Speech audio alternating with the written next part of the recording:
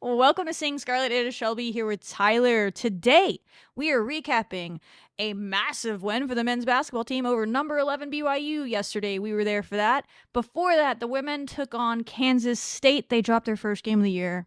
Sad face, sad face. But they play again on a Wednesday. They're going to bounce back and get to prove that they can learn from this. They were never going to go undefeated. It was going to happen eventually. It happened yesterday. Not their best game. We're going to talk all about it. We got your questions, guys. It's okay. Therapy, whatever you use our show for. We're here for you. We'll walk through it. Great crowd, though. Kudos marketing team once again. Y'all did the damn thing. It was so much fun for both games. So we're going to run through basketball, preview their next games. Again, turn around quick on the road at BYU for the women. The men, who do the men have? I don't even know, but we'll figure it out. They're on Tuesday. Well, that's right. They're on Tuesday at TCU? At Baylor. Baylor? One of the Yes. Texas teams. There we go. Yes. And they have game day coming next Saturday. That'll be fun. Tyler, Yep. Team No Sleep over there. We'll get to do that.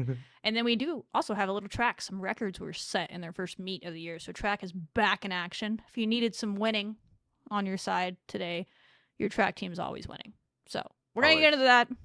Tyler, have you gotten any sleep after a doubleheader? We were both there all day. Just put up a cot up in the upper deck. For me, I was just taking naps. Kidding. I wish I was taking a nap. Yeah, I know. I wish I had a nap in between the games too, but got some sleep. But we're pushing through. But it was that first game. It was heartbreaking. It was heartbreaking to see, especially with everybody that showed up. I mean, we had 9,200 fans there.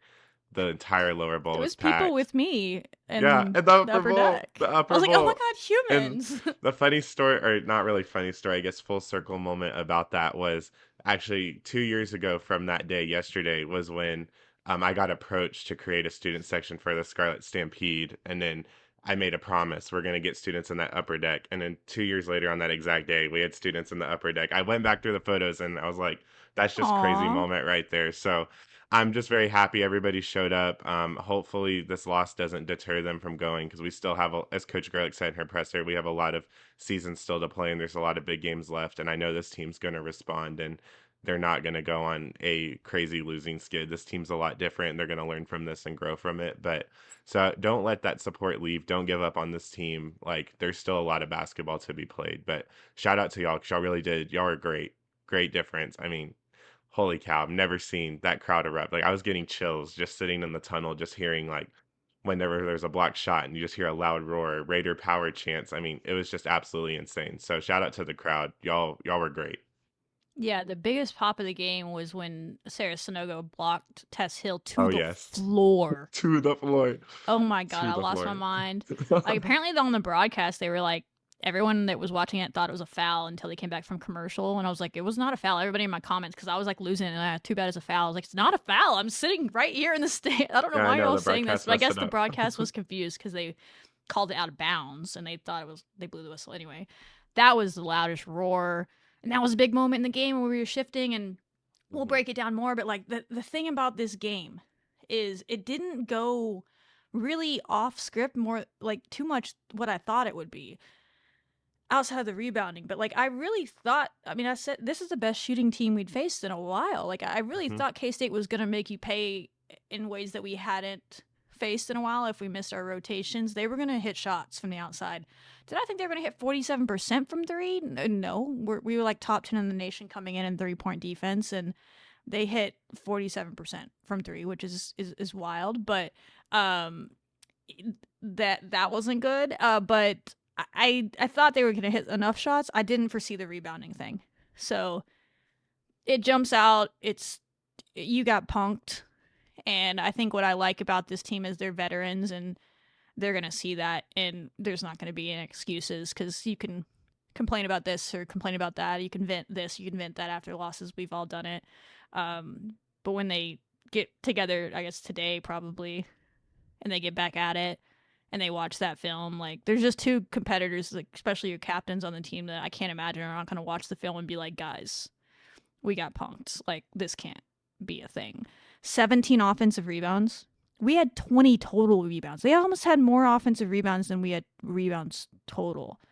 And it's not a good rebounding team. So, like, that's the part I didn't see coming. So, kudos to K-State.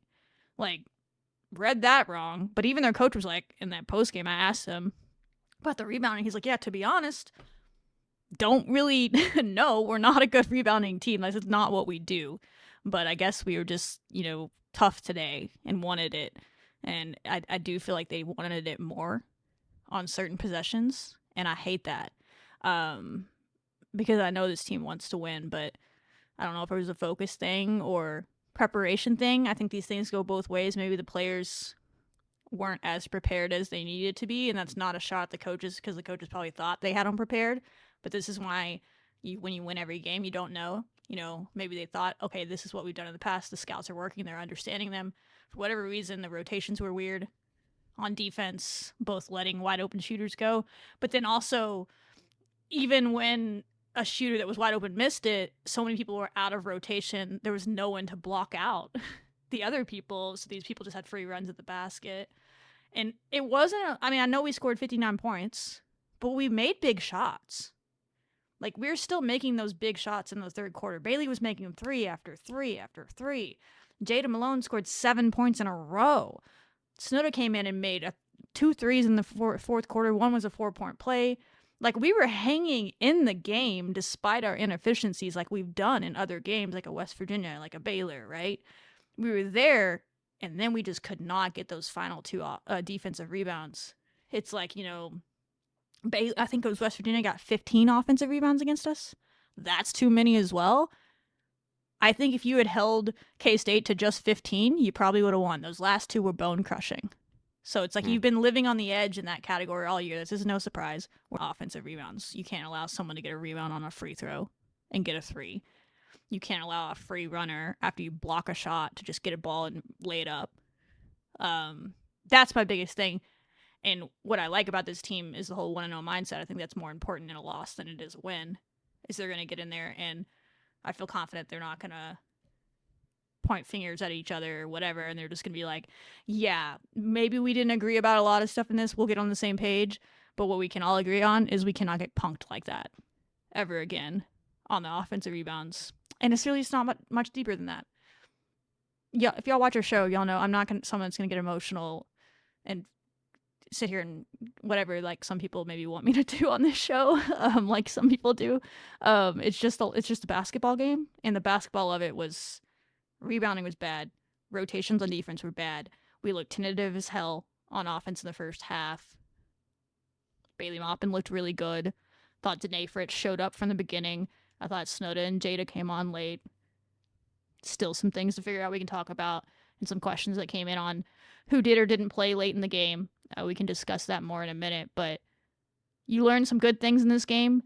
You learn some things that have to be fixed, and I think the key word there is they can be fixed. You can fix rebounding to the extent of 17 offensive rebounds from a team that's not good at rebounding. And you have to, because you go from playing one of the worst rebounding teams that punked you to playing one of the best on Wednesday that's salivating seeing that number, and I think we'll be up for the task. But that's my kind of long and short of it. It's nothing to make more of it than it is. It's only an issue if they make it an issue, I guess, if that makes sense. This team is mature, and so I'm kind of excited for them to get the chance to lock in as a group and get better, because you will grow. I think someone asked Ehrlich in the post game. I guess I got the sentiment, but they're like, no loss is a good loss, but in a way, do you think this is a good loss? Like, because you can learn. And I was just sitting there like, and Ehrlich said, well, there's no such thing as a good loss. And I was like, that's right, coach. That's right. So, but I get what they're saying, but I also don't think you ever want a team to need like a wake up call or whatever. But I don't know if that's what this is for them. Great. They were starting to getting away with some of this in past games, and they couldn't in this one. And I think it goes both ways. I want to be clear. And I think the staff and the players know that. I think maybe they didn't understand the game plan clearly, or their scout or their rotations. They weren't quite as prepared as they should have been. And that's not because I don't think the staff did it. I'm just saying that they thought they were prepared because they had been in past games, and I guess they got bad with it. It wasn't enough, right? And on both ends. So it's basketball. It's not that big a deal unless they make it a big deal, and they'll move on from it. So that's kind of like my long ramble. I think Tyler actually rewatched the game. I didn't do that. I watched the highlights. So I'm going to let throw it over to Tyler and see if he has any hard-hitting analysis. Yeah, I mean, I thought that the biggest thing was we did a good job holding Kansas State's, I thought, people that I knew were gonna be great. Like Heel at first was, I mean, horrible shooting night. Everyone was like, yeah, we don't know what's going on with her. And that was that Danae Fritz, that D Fritz defense, right? That was doing something. And then at the end of we get on we have a 6 point lead in the fourth quarter. And that's when you really thought, like, yeah, I agree. The offense was stagnant at times. Like, we were being really tentative. We weren't really doing much. And it seemed like we couldn't go on a run. And finally, we find this run. Jada Malone answered. She was a great inside presence until they put in their Ramaya White girl that transferred from Virginia Tech. Then we were starting to have a little bit of trouble there. It was definitely affecting us on the rebounding side, things like that. And then it was like, then you start missing rotations, and then we're just letting Kansas State shoot wide open threes because, yeah, we're not getting there on time. And I mean, shout out to their guards; they were all ready, right? We knew that Taryn Sides was lethal from the 3 point line. She had three of these in here. Spicer, I didn't think we really had a great plan for her, if I'm being quite honest. She just was the player all the entire game, all 4 quarters. It just seemed like we had no answer for her. You can't have someone go 3 for 4 from the free throw line, make 4 of 6 field goals, and lead in rebounding with 7 rebounds, right? We just weren't there. 6 defensive rebounds, if you will, on that end for her. And then, yeah, it was just Gina Garcia. We let her wide open on a few times with that near the end. And then Tess Heel just ended up becoming that She's a factor I big was shot talking maker. about. Yeah. Big shot maker in the end. And it's like when you can't rebound or get anything going, then it's going to hurt you. But for what it was worth, when you get out rebounded, and it looks like they added an extra rebound to the thing, so they must have rewatched it according to the box score. But when you get out rebounded 46-20, Stop it. not on our end, on Kansas State's, and they added one. So, No. oh God, 46-20. You look at that, you It probably gets would have thought worse. that the game was like way worse than what it was. But the fact that we were in it up until the very end, and then Absurd when you I see know, that stat absurd. And that we were even in it. I'd be interested to see, how things would have played out. I mean, you can't blame the entire game, obviously, on the officiating because we were playing abysmal at times, or we just weren't really getting things together at certain times. But, there was that out of bounds thing that I thought clearly was out of bounds on K State that would have given you another possession. But then like you said, we had opportunities to get more possessions to score, whether it was a missed free throw, a blocked shot, but then they're getting the rebound and they can kick it back out, and then boom, we're getting death by the 3 point line. So I just thought after watching it, like clearly I could see fully what was going on and things that were happening. Maybe you do throw Jalen in there. Jalen's our leading rebounder, right? Maybe you throw her in there in that fourth quarter and just see what we can do to try to get more of a presence on the inside, right? Malone was started to get a little bit gassed, I thought, especially near the end of the fourth quarter, and that Ramaya White girl was just really giving her a hard time. Jada was having to really work hard on offense and defense just to get a shot up or just to try to stop her, and without fouling too, because that was the other situation we were in. So I don't know. I think if shots start falling, we get more aggressive. I mean, these things are all fixable, and I think the opportunity this week really lies ahead to see how this team's going to be able to respond.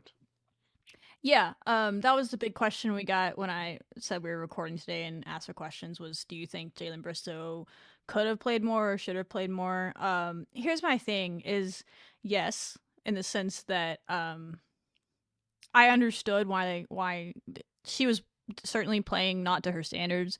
At times there was a handful of players though that looked a little tentative on offense.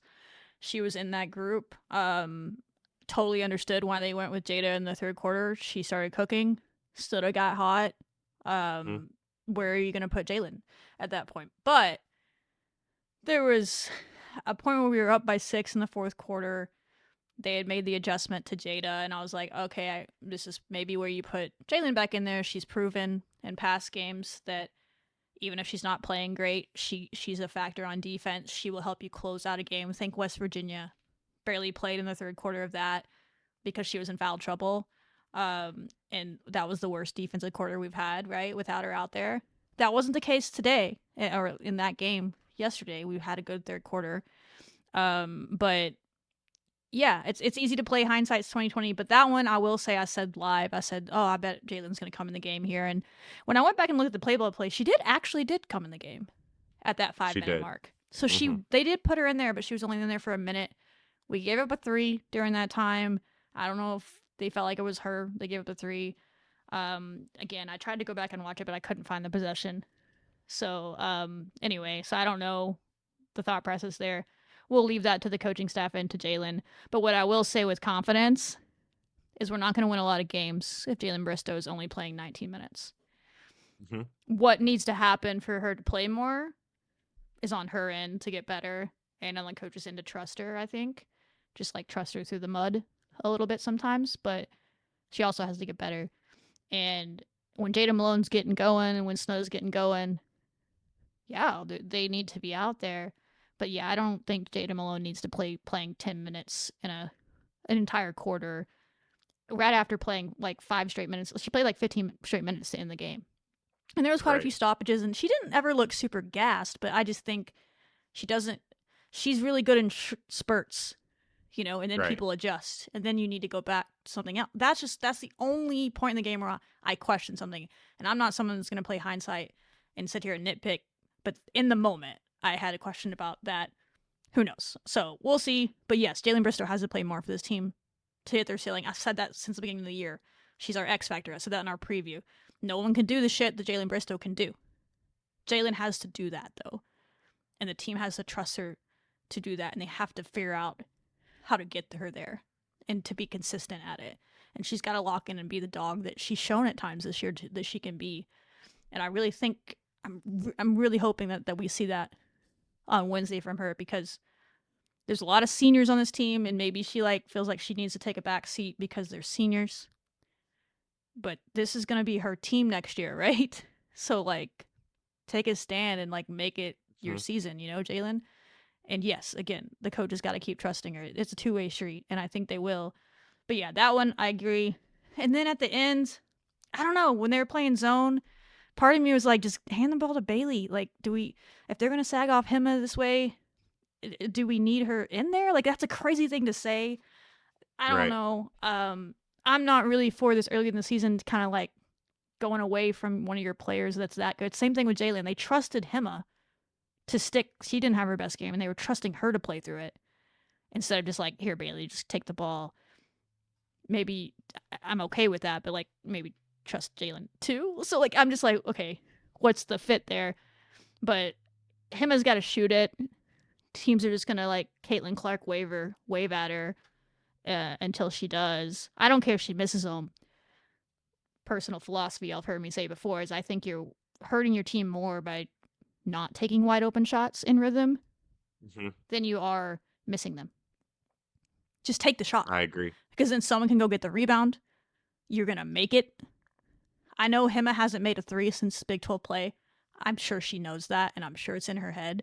But I'm telling you right now, if Hema Nunez took 5 threes in a row because they sagged off on her 5 trips in a row, she's making one of those. For sure. Right? Maybe we get an offensive rebound on another one of those. That's 5 points now instead of 3 turnovers and 2 bad shots, or having to throw up something at the end of the shot clock because we just dribbled it around. I don't know if she's being told not to shoot it, or if she's I got to be a good teammate here. There's all these shooters around me. They need to shoot it. You just got to be a threat. Other teams are going to do what Kansas State did. It's on tape. Smart game plan. She was still good she set up Bailey in that third quarter. She was a big reason that we had part of that third quarter was her facilitation. So at times she was good. She still got to the basket a few times, just couldn't quite finish her layups. Hema can still be a major part of this team. So I'm not really mad that they suck with Hema. It's just okay, we're sticking with some people through it and others not. And it's just which lane do we want to take there? And same thing with Jalen. This team's not getting where they need to get if Hema doesn't play to her capabilities. And I know she knows that as well. So on both ends, both of them on both ends. So hopefully they take that upon themselves and they get there. Really, the only people I thought from the jump in this game that weren't scared of the moment was Danae and Bailey, which your captains, that was good to see. Yes. And then I thought a little bit surprising, Snowdo was a little bit tentative in the first half because she was the only person that looked like she belonged in Baylor, her and Jada early. And then in the second half, her and Jada looked like they locked in. Those are the 4 players that have played the most in big moments at different places, so it's not really that surprising. But you need to get them all together. Bailey was consistent throughout. Danae scored in the first quarter with Bailey. Nobody did anything in the second quarter. Jada helped Bailey in the third quarter. Snoda helped Bailey in the fourth quarter. Jalen. That's where it is. Mm-hmm. So I hope she takes it upon herself, and then the coaching staff helps her get there. And it's not a last year thing. I know last year we were like, where the hell is Jalen Bristow all the time, right? But then we could say like, her defense is pretty suspect, right? And she knew that, and she was trying to get better. But I'm not even kidding. If you look at the analytics, she's literally second in the Big 12 in what they call defensive ramp. And this is a CBB analytics stat, so it's only on their website, and I actually trust it because the way they do it. And it's not plus or minus. It's like very in depth, and they take into account who's on the court for Texas Tech, who's on the court for the other team, and it runs all these different scenarios for all the games, whatever, and who is impacting their team the most. Jalen Bristow is second in the Big 12 as far as defensive, how much she affects Texas Tech. It doesn't always make sense, right? Sometimes she's not doing anything like in the box score, but just her length is affecting people. It's forcing turnovers on the press that her teammates are getting. She's tipping ball. She's really good at those volleyball tips on rebounds that then somebody else gets the rebound in the box score. She's way more valuable, maybe it feels like, when she's playing to her level. Again, I would need to rewatch the game to see if they're just like, she's not bringing it. I don't know. Maybe they had their reasons, but she has to be on the floor. West Virginia scored the most points they've scored all year, and basically in a quarter when she left in foul trouble. Cincinnati went on a run when she was in foul trouble. This one we couldn't finally get a lead and we couldn't secure it. Would it have been different if she's in the game? That's the biggest question we're getting. I can't tell you. Maybe it would have gotten worse. But she had done it before, so like I tend to like trust what we've seen. Jada did her job. Now let Jalen do her job. But yeah, I don't know. It's tough. I'm certainly not trying to question choices, but I think it goes both ways and everybody learns from it. And that was kind of my biggest. That was the only question mark. The rest of it was like execution stuff. I don't think the game plan was bad by Texas Tech. They knew that was what was coming. Gerlich literally said on Friday in her press conference, they're going to switch defenses between man and zone. They knew K-State was going to do that. So I know the players were prepared and they went against it. Maybe they weren't prepared enough. I think Gerlich maybe said that in her radio interview. I listened to it earlier today before we recorded. I found there of that. She didn't mention that in the postgame, but she mentioned it on there. She's like, maybe we didn't simulate it as good as we should have with the scout team for them, and we'll work on that. So that was good to hear. Like, they're taking ownership on both sides. Maybe that's what it was. But they knew it was going to happen, and they still looked like, I don't know, they looked tentative and they looked scared. Maybe they were more just like trying to find the perfect shot. But just shoot it. Like, just shoot it. Literally. If you're open, shoot it. If you're open, shoot it. If you're open, like, how many times do I have to say it? This team hasn't been an issue for them all year. For whatever reason, yesterday, K-State, great coaching staff, great game plan, made us look tentative again. And that's how you score under 60 points for the first time all year, which was a regularity in past years because you look tentative again. So, I don't know. I could ramble more, but yeah, those are the questions that came in. I agree. Would it have changed anything yesterday? I don't know. Maybe Jalen didn't have it yesterday, but I will say that she has to moving forward. So both sides of that coin need to figure it out. Hema has to be better. I thought Sarah was good again. Sarah had really good minutes. And her minutes. Need a little more from Sydney Love. She's still settling in. But she's a role player. Like, you can't have two starters combining for 3 points. Yeah. I mean, it almost looks like, when you're looking at this box score over here and you're kind of like analyzing it and things like that, you almost needed, like, I know last year, right, it was the whole like, oh, it's only one or the other that can score in double figures and things like that. But it's like this team almost needs like 4 players that has to score in double figures or has to get something going offensively. Jalen Bristow in the 18 minutes she played didn't take a single 3-pointer. And when you're looking at a zone, if you put Jalen in, even if it's for 2 minutes, if it's not her best game, Jalen can go in there and make, like, I bet you if you give her the ball and she's confident, she can at least maybe get a 3-pointer in. Get something in there. And then, like you said with Hema, she missed a lot of wide open shots, a lot of opportunities. And I know that she 3-point shooting. She still only took 4 though, and 2 of those were in the fourth quarter.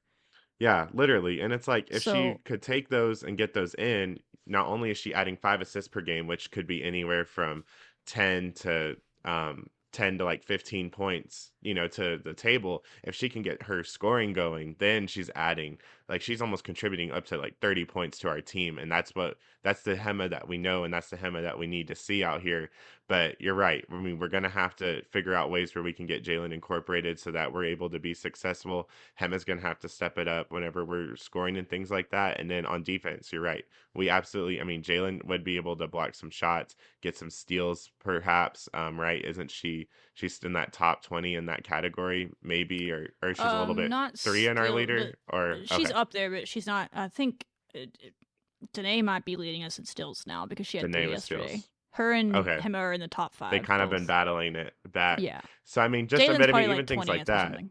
she can like, at least help us in that But it's just capacity. her length that affects things. She gets her hands on balls. She makes things harder.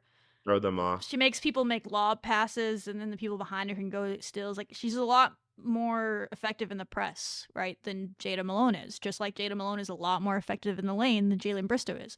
They're 2 different players, and they have to figure out how to play them and mix them and match them and not be afraid to go in between. And it's like they just got, I mean, I get it. Jada Malone was cooking. She had like 11 straight points. We're not in that game without Right. Jada Malone. But she also only gave us 1 rebound. So yeah, it's like, exactly. we need and some so like defense. once you had that 6-point lead, they go to the zone. Mm-hmm. That feels like Jalen Bristow time. Yes, exactly. That's us talking on a microphone. Yes. But that is I that's where I'm at with it. And Jalen has to step up to that moment and be like, I'm ready. Just like she did at West Virginia.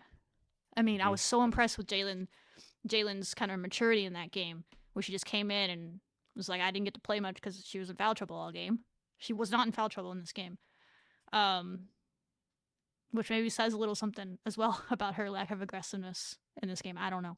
But she had 0 steals and 0 blocks, which is very unusual for Jalen. So I think it goes both ways. Hopefully she watches the tape and takes ownership, and the coaches help her get better. Like, we're just not going to reach our potential if this is the norm, but it's 1 game. So it's literally 1 game. It's not the end of the world. Yeah. That's what these shows are for. That's why, listen, that's what we get on here and do is overanalyze because y'all ask us to, but I'm not going to get like super emotional about it. And I hope the team, like, they haven't been about the bullshit all year. So I would assume they're keeping it about basketball. Isn't that what Jalen said 2 games ago? Watch tape, keep it about basketball, and get better. That's what she said this team's been doing all year. Want to know. So that's what I would expect they're doing right now is watch tape, keep it about the basketball, and say we got punked, and let's not allow that to happen again. Yeah. Oh, and speaking of bullshit, to all these fans that are like, how the hell do you lose to a 9-9 Kansas State team?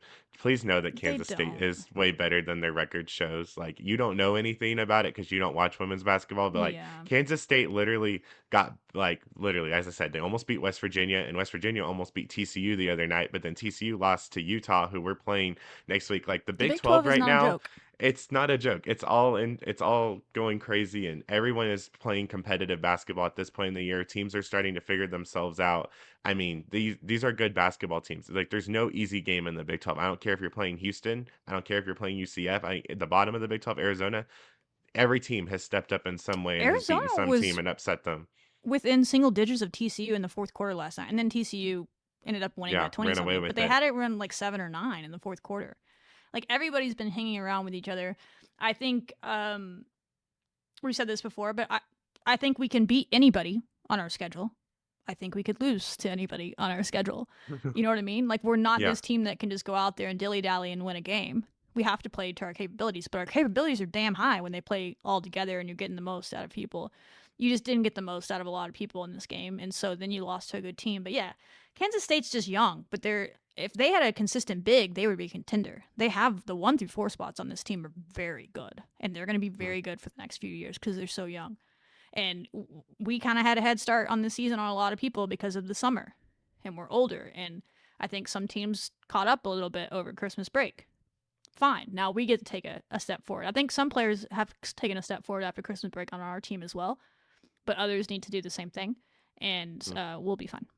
So yes, they have a chance to bounce back. I'm excited for them to watch them on Wednesday, late night, 8 p.m. Central game because they're over in Utah altitude. But we murdered New Mexico at altitude, so maybe we just play better at altitude. New Mexico was one of our best games of the year, and that's higher than what Provo is. So we're going to go over there. BYU played Baylor pretty tough in their most recent game last night and dropped one by 11 in the end, but they were kind of in that game until the end, and then Talia Scott did what Talia Scott does and put it away. But you just got beat up on the boards by Kansas State, who doesn't typically rebound it well. Well, BYU's the number one rebounding team in the Big 12.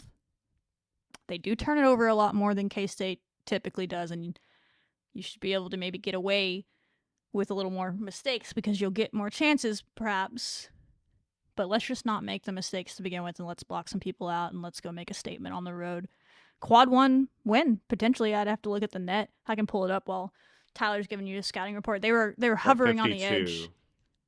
That's right on the edge. I think 50. You need to be a top 50 team or top 45 or something like that. And the men's, absolutely, that would be a quad 1 win, no question. But in the women's, of course, we got to bend over backwards to. But yeah, both Utah and BYU are hovering, if not quad 1 wins for you on the road. You've not lost a road game all year. Go do the damn thing. But what do you have on BYU? How are we going to get this dub? Yeah, BYU, first, they're a very, very young team. They have a lot of freshmen that have really kind of taken over the role. Their head coach either resigned or got fired. I forget. It was one of the two. And then their assistant coach actually took over in that role. It was an odd situation, but it's kind of been working for them. They got in a lot of really great freshmen. They only have one senior in Lara Rokel, someone that we were looking at to be in that 4 or 5 spot. She's a 6'3" forward, 8.7 rebounds, 1 steal, and 2 blocks per game. That's someone that's definitely going to have an impact for them, or that they're trying to at least have her have an impact as far as rebounding goes. Delaney Gibb is a sophomore. I don't remember if she was able to play in our game last year. Did she play in our game last year? I remember she was hurt. Yes. She did. Okay. She was the one that popped bananas off. in the fourth quarter. We had a huge lead and she went bananas in the fourth quarter. Okay. And almost came back that was her. Okay. I remember it was either her or Whiting. I forgot which was which. Okay. Well, then clearly, yes. Delaney Gibb. She had a good game too, but Gibb went. She's going to do her thing. I mean, averaging 17 points per game, 4 rebounds, 5 assists, 2 steals, 30% 3-point shooting. But yeah, if you put her on Danae Fritz, I mean, hey, we might probably have an answer for that. Myra Hudgens is one of their junior guards. She's kind of like that leadership role that she's having to take over there with Laura in that. But their freshmen are just super impressive. Like Sydney Bentley, I mean, she's over here balling out every day, filling up the box score, almost 5 assists per game. But she's good. Yes. She's able to get the ball and facilitate it well. Olivia Hamlin, she was a starter for a while when Gibb was out, and now she's like putting in starter minutes pretty much because they kind of rotate her out in between some of these other guards and forwards. And she's also really good. All these are freshmen. And then when it comes to the big spot, like Lara Rokel will play a little bit, but they kind of have a bunch of forwards they rotate between. They also have Brinley Cannon. She's like a guard forward combo, 7 points, casual 6 rebounds. I mean, everybody on this BYU team is at least averaging 5 rebounds a game other than Gibb, who's still contributing a bigger capacity. They have Blaney Youssef, who's a 6'3" forward, freshman again, 6.6 rebounds a game. So again, if we haven't mentioned that rebounding is going to be BYU's thing, it's going to be their thing. Now, oddly enough, of course, we let one of the worst rebounding teams in the country yesterday out rebound us by 26 or something like that. But this is a good opportunity, right? This is what you need. Of course, that's going to happen, and now you have to take on the number 1 rebounding team in the country, and you're going to have an answer for it. In the country? Or not the country, in the Big 12. My bad. I messed that up. My bad. I know they're like 25th. They are 25th in the country in offensive rebounds, though.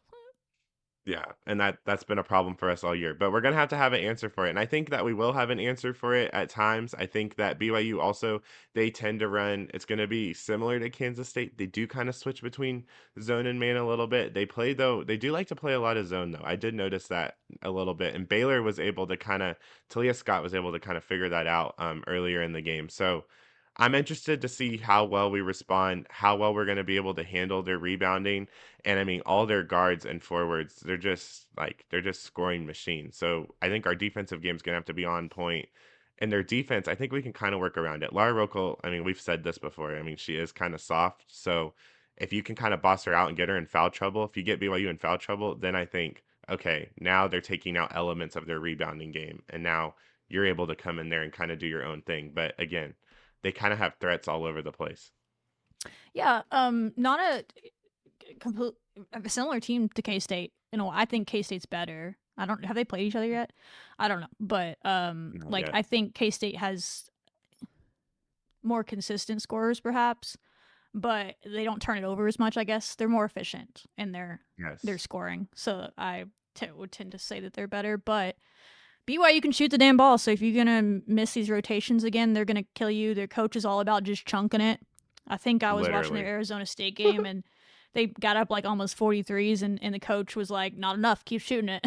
and it helped them because they were down in that game. And they'll be down and they'll just keep shooting and then they'll go on these runs. Well, and that's what they did against us because they just keep shooting it. They're not afraid they don't hesitate. That's just kind of their thing. And that also is probably what leads to some of their offensive rebounds is because when you're shooting a bunch of threes we kind of got that against K-State where you do get some bad look. They're going to get some offensive rebounds because it's going to bounce like over your head or some crazy long rebound because it's a 3-point shot and that's harder to rebound against. And that's going to happen. They're still going to get 9, 10 offensive rebounds maybe. Like I could live with that with a team that's chunking threes the way they do. It just can't be obscene. They can't be getting these ones off of stuff in the lane, That's what you want to get it. I think it's a big, big, big game for Jalen Bristow. I think it's a chance for her to be like, yeah, this past game wasn't my best. I'm going to prove why I'm one of the best players in the Big 12 and most impactful players in the Big 12. You talked about whoever that was for K-State, Spicer. That was like, you can't be letting this girl hit 3 threes and get 7 That's what Jalen Bristow should have been doing for us. She should have been hitting 3 threes and getting 7 rebounds. I think she's gonna handle Laura Rogel. That's gonna be a great matchup.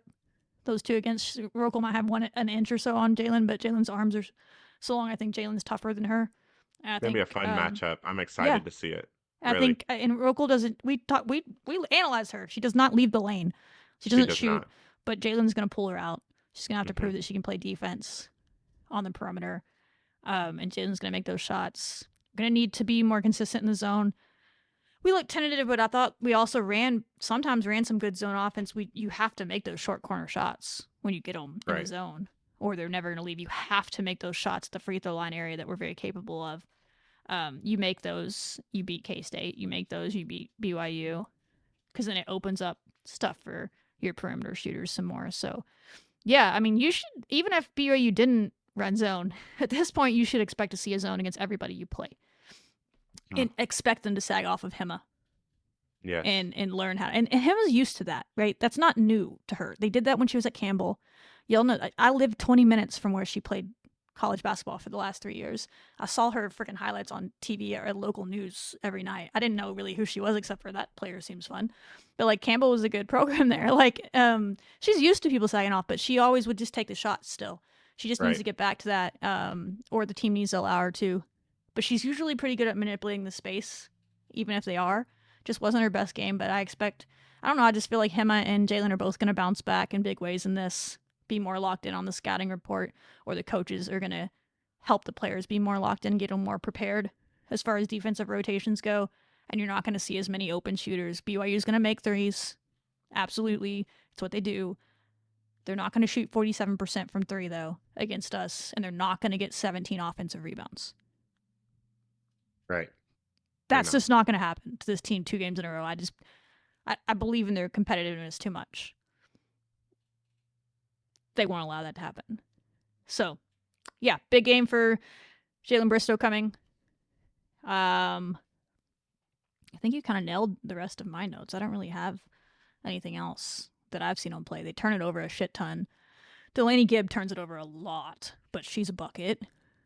But I assume that's going to be Danae Fritz doing her thing. I don't know how much she really guarded her last year. They have some good height at guard other places. Just go prove that this last game was an anomaly and get better. Yeah, I think you absolutely can win this game, and I think that you can make a statement in this game. And I mean, I'm ready to see us. I'm ready to see us respond. Right, that's what Gerlich said. I talked to Coach Gerlich afterward, and we were like, oh, like yeah, like it was a really tough game, and she said, you know what, that just means that we're ready to go on another 19-0 run. So We'll take it. Why not? Bet. I like that It's attitude. possible. I mean, that's the thing is like in past years we've dug ourselves a hole to start Big 12 play, and like games like this are like, oh my god, it feels like the end of the world because it's like, God, you can't afford to lose a game on your home floor when you're trying to dig out of a hole. But for once, you have a cushion, and it's like, oh, that sucked, but we did enough work earlier in the year. We didn't drop all these games, so now we can learn from this one and move on. Like they're 19-1 and 6-1 and at the top of Big 12 play, tied for first place after 7 games. They were picked to finish 13th. Like, I know this team's all about like staying in the moment, but like they also need to remind themselves of like what they've done here and be proud of that and be like, let's lock in and keep doing it. So I don't think they got bored of winning by any means. But if they needed to be reminded how much it sucks to lose, I think they were reminded how much it sucks to lose last night. They don't like it, and I think you'll see that fire that maybe it was missing at times in this one back at them. And there's like I no will pressure. be shocked, to be honest. Like, I just believe in the leadership on this team more than I have in, I mean, a decade. And so I don't want to be wrong on that. Yeah. I mean, and there's also no pressure, like, at this point. Like, all right, the undefeated thing, it's over. Yeah, I don't know if that like, was getting to them. I've heard people say like, that. I don't. If it was, then yeah, that's gone. That's gone. So, yeah. I mean, just play basketball. You're still number 1 in the Big 12 right now. So just play basketball, keep hooping, do your thing, and it'll work its way out along the road. But you got to win and you got to rebound first. Maybe we'll stop getting comments about, oh, Texas Tech's trying to buy our national championship in women's basketball too. I knew that was inevitable, but that's what we've been getting the last week when we went 19-0 and starting to get national buzz. Bought in, not bought. Bought in, not bought. That's my tagline, yeah. And that's the truth. And that's why I trust that team's going to do some things on Wednesday because they're bought in and they're going to put in the work. Speaking of which, Krista Gerlich just tweeted as we're recording this. She said, "Thank you to our amazing students and Lady Raider Nation for showing up 9,200 strong. Incredible. We are committed to being stronger and better for you. #Wreck'em." Love that. Go team. Wow. Y'all be back for them in a couple weeks. The 28th, they're gone for 10 days for 2 big ones. We talked about 2 quad 1, potentially how the numbers shake out, quad 1, quad 2 road games ahead. You could then have 2 quad 1 home games ahead. At least 1 for sure in TCU. Iowa State is hovering on the Q1, Q2 kind of ladder. But every game you play in the next 4, all quad 1 or quad 2 games. Major opportunities to get right back on track and pull yourself right into the top 20 of the net if you win all 4 of these. Someone asked me, this was before we lost to K-State, but I'll keep it the same. What do you want this team to do over the next 4? I said if they go 2-2, I'm happy. If they go 3-1, we're cooking. If they go 4-0, we're winning the Big 12. Literally. That was before we dropped to K-State. Yeah. You won't have as much of a cushion if you go 4-0, but you'd still be in first place if you did that. And you take a lead over TCU and Baylor, who we're tied with. You have the tiebreaker against Baylor, but we play each other. So, anyway. Which I think is absurd. Like, do I think this team should have some sort of pressure or expectation to win the Big 12? No. I got that comment the other day, too. It was like, there's not even any guarantee this team's going to win the Big 12. Someone commented. I was like, what? Whoever said this team was guaranteed to win the Big 12? Like, what dimension are you living in? Like, I need people... We'll probably say this again in another basketball episode, but I feel like this team got gypped a little bit of the underdog Cinderella feeling because they went from nobody gives a shit about them to, oh my God, they're undefeated in 19-0. Now everyone's like, can they win the national championship? And I'm like, y'all guys are delusional. Like, they were picked 13th. They're way better than 13th. We knew that then. We said that in our thing. We said 6th was their ceiling, and they've been outperforming 6th as their ceiling. Absolutely. They could finish in the top 4 realistically now. But we said 6th before the season, and people thought we were crazy for saying 6th in the Big 12. Literally. They thought we were insane for that. But we saw that. Anybody that knew the talent could see that. We didn't think they were winning the Big 12. So the fact that they're even in the conversation, they should be damn proud of that. Like, so these people, people are insane. Like, treat them as the underdog story they are and be kind of proud of them. And that's what Jeff Mittie did. I'll end it there. It's like, he was like, this is amazing. He's like, they remind me of our past year teams. They're long. They can shoot it. They play great defense. They have good players all over the court. This atmosphere is awesome. It's so good to see Texas Tech he's like, this is a really great place for women's basketball. It's so good to see them getting it back. Like, in preseason, I'll give him credit too. He was at the Big 12 media days like the one Big 12 coach that was saying like, actually keep an eye on Texas Tech. Like he saw us from the beginning. That's probably why he had a good game plan for us, actually, is he saw it from the beginning, and other coaches didn't. Other people didn't. They're still underdogs. Like they got gypped on that Cinderella's story because they played so good. They went from irrelevant to target on their back real quick, but that's a good thing. Yeah, and I mean, it was very telling also that yesterday, of course, one of ESPN's first posts about Lady Raiders is, of course, the upset. But, they couldn't show any of the other big moments, earlier in the year. But you know how cool it is to see K-State storming on the field, celebrating like they won a national championship because they beat Texas Tech? Yeah. Like, I almost cried. If we had done that at Manhattan, would they have stormed the court? Oh, my God. Like, that's could crazy. Could you imagine like, a world what preseason world? that K-State was going to run? They were picked to finish 6th in the conference. We were picked to finish 13th. They were going to sprint out throwing water on each other after beating us and not be like, oh, whew, skirted by Texas Tech. That was a close one. That's crazy. Like when you put it in that crazy. context, yes. like it's insane. And I'm not saying the team should be like proud of what they've done and be like okay with, I guess proud they should be, but like settle or like content with what they've done. No. But like what they're doing here is special and ridiculous, actually, from what this roster, and they weren't huge high profile transfers that they brought in. It's just been people that have been bought in, not bought. Can't wait for our next recap show. So we can show highlights again. That's the rule around here. I know. You only get highlights if you win. Missed them.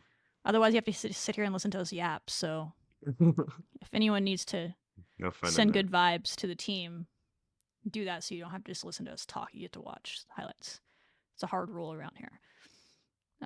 You don't want it to get to the other extent where we have to show film. We're like breaking it down. We're not there. We're not there. We're in the middle. We're in that safe middle ground here. Right. But we're going to get to show highlights again on Thursday's show. For sure.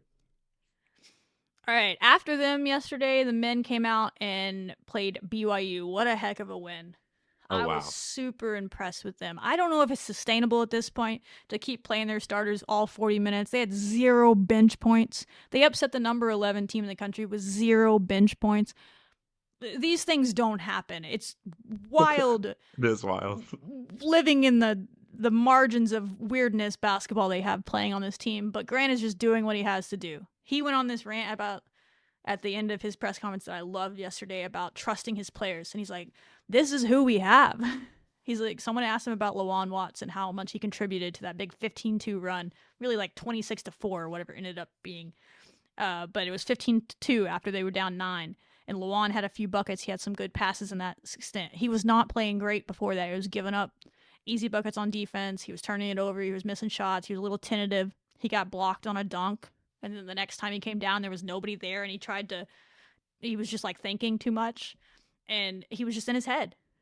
And then he figured it out because Grant said, he's like, hey, it's about experience. And this guy, I've seen him in practice. We need him to be good, basically. So I just let him play through it because he's who we need to figure it out. I trust he's going to figure it out, right? And then sure enough, he did.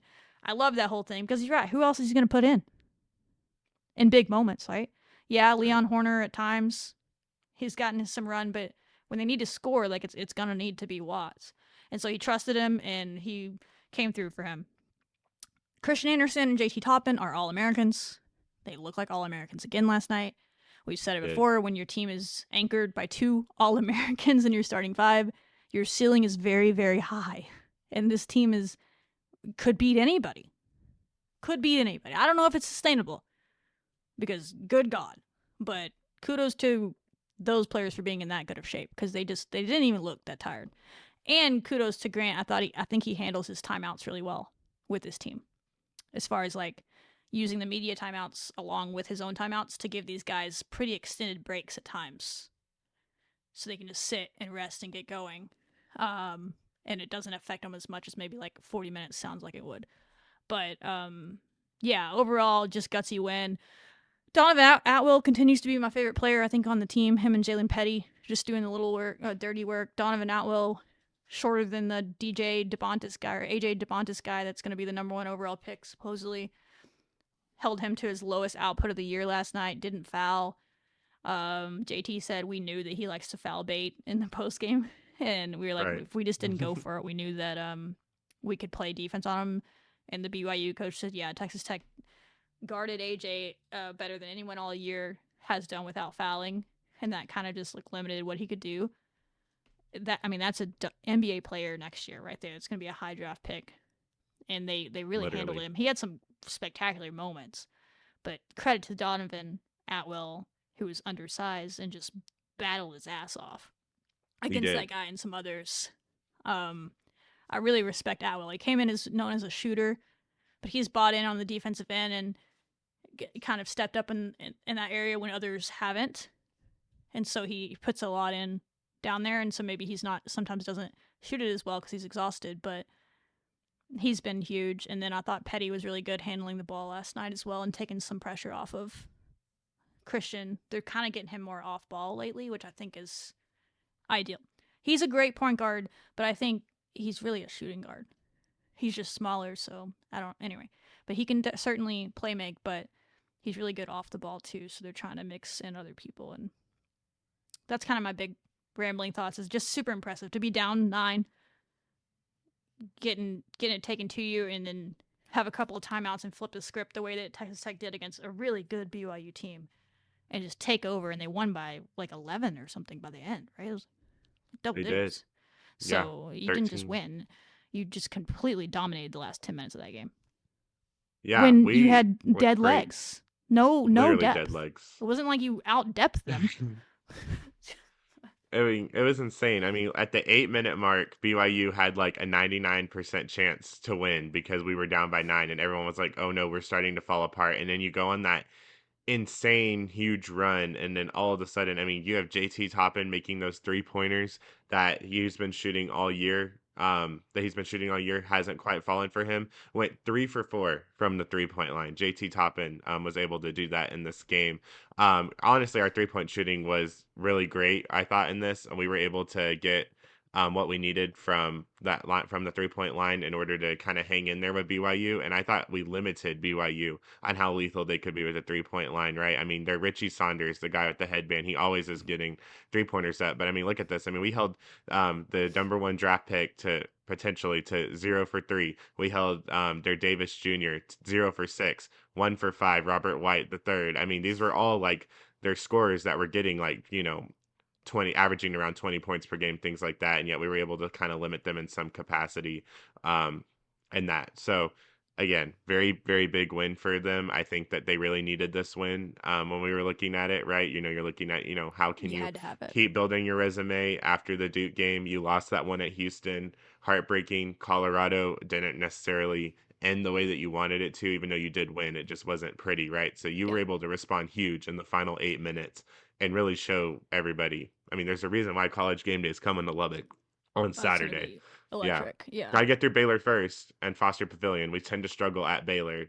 I don't know what it is. We've been a little iffy on the road this year overall. So, but yeah, we'll figure it out. And yeah, big week ahead for Texas Tech men's basketball. On the topic of Richie Saunders, I just want to say that sometimes manners is really important, and he was murdering us in the the first 10 minutes of the first half or second half, really all game. And I just tweeted simply, Richie Saunders, if you could please just stop. Thank you. Period. My guy did not score the rest of the game. So Look at that. Sometimes you just need to ask nicely if he would stop being annoying. And he legit didn't score after that timeout. It was 8 minutes left in the game or whatever when I tweeted that, because he was murdering us. He was absolutely the only reason they were in that game. Literally. And Christian came out of that timeout and seemed like he almost stole the ball from him. He took it a little bit personally defensively against him, and he had some shots to finish the game, but he just started missing them. But before that, he couldn't miss, it felt like. Right. So just saying, manners matter. Sometimes you just need to ask. What's the worst that can happen? He hits 5 threes. He instead said, "You're right. Sing's got it. My bad. This is your home. I'm disrespecting it. I'm going to stop." Let's go ahead and just put out the tweet. Hey, at BYU women's basketball, just stop rebounding this week. Hey, I should have. That's on me. Actually, Lady Raiders, I am sorry. I should have asked nicely for Kansas State to just stop it. Like, Stop. I should have just said, can you stop with the offensive rebounds? Please. That's on me. I will own that, just like they're going to own it. And we're all going to get better from yesterday.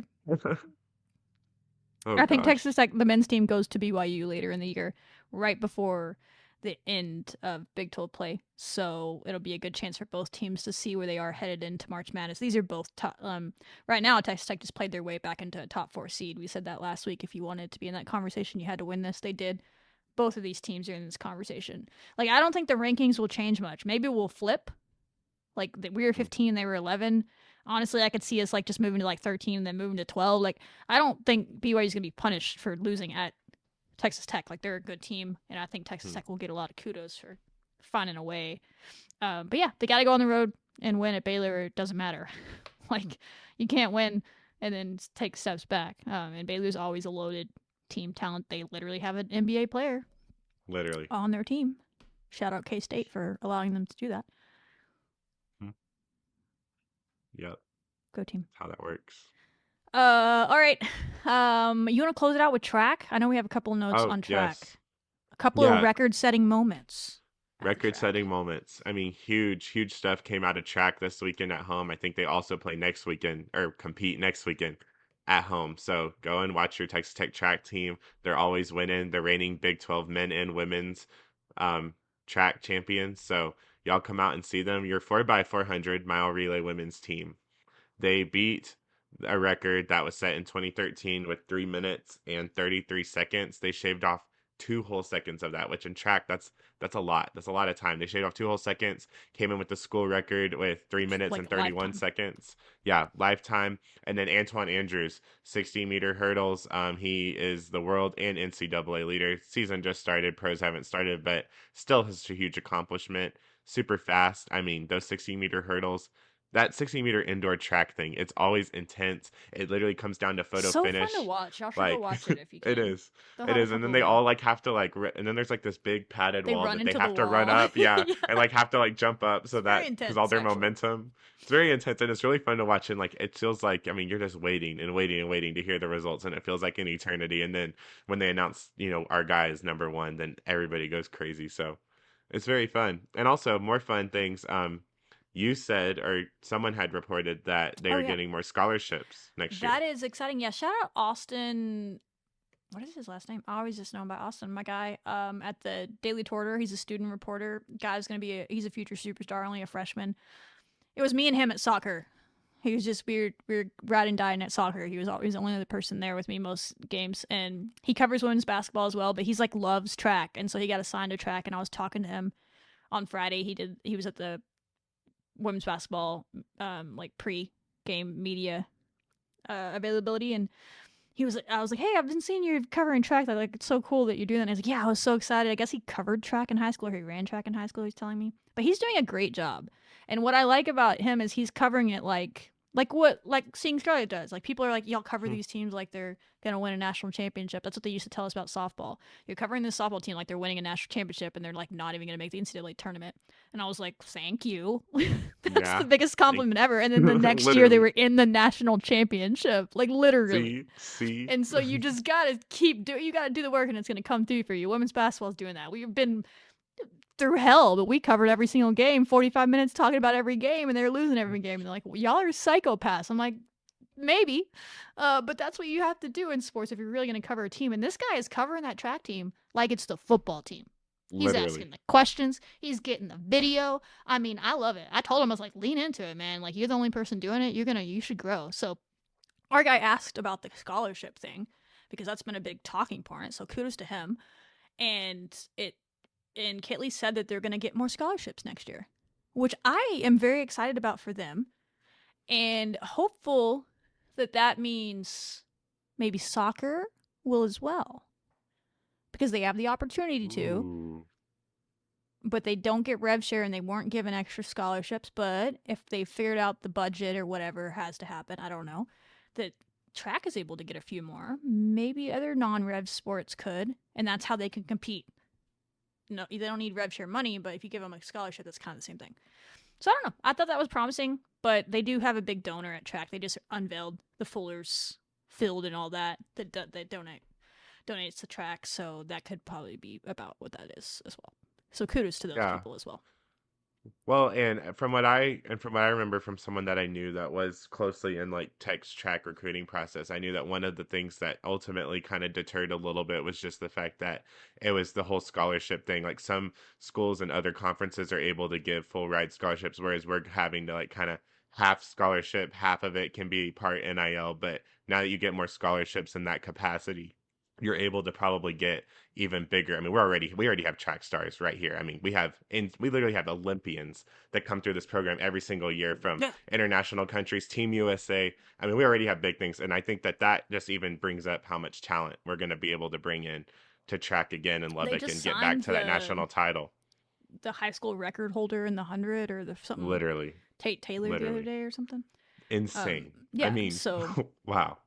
just bringing in talent everywhere they can. So yeah, he And needs ironic those enough, track and scholarships to soccer, compete. we don't stress about those two.